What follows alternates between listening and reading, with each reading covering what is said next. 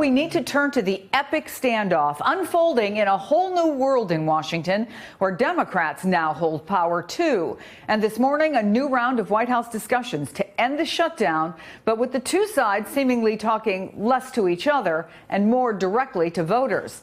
I've got a great team to help me discuss all of this. But first, let me explain where things stand, because what's really interesting is how both sides have tried to spin this debate in the absence of any real progress. Remember, this has gone on for 14 days now. And yet, if anything, the arguments seem increasingly entrenched. The president wants money for a border wall, and the Democrats don't want to give it to him. Shortly after being reelected as House Speaker, Nancy Pelosi drove home that point for at least the third time in 2 days.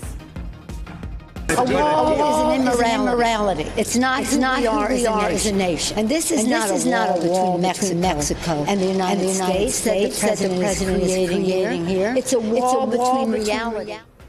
Well, you can consider that a kind of traditional messaging. Pelosi and her fellow Democrats uniting around a common theme: no money for the wall.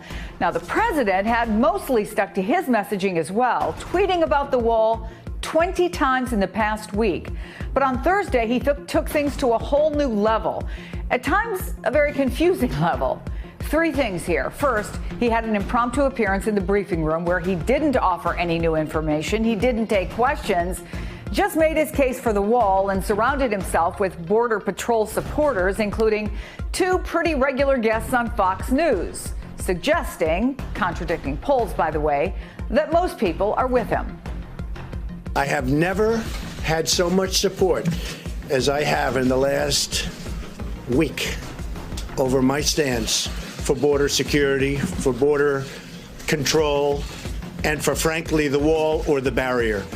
I have never had anything like it in terms of calls coming in terms of people writing in and tweeting and doing whatever they have to do. I've never had this much support, and we've done some things that, as you know, have been very popular.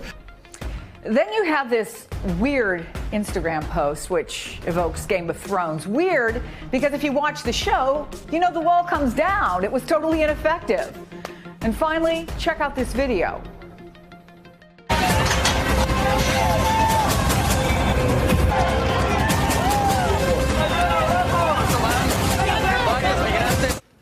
Makes it look like the world is on fire. Well, it's against this messaging backdrop that we have to give you a reality check. Late last night, the House passed two bills that would reopen the government but do not provide funding for Trump's border wall.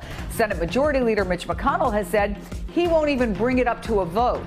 But some Republicans are breaking ranks. A handful of them in the House voting with the Democrats, and at least two Republican senators, Maine's Susan Collins and Colorado's Cory Gardner, have said they're willing to reopen the government, even if it means the fight over the border wall has to wait for another day.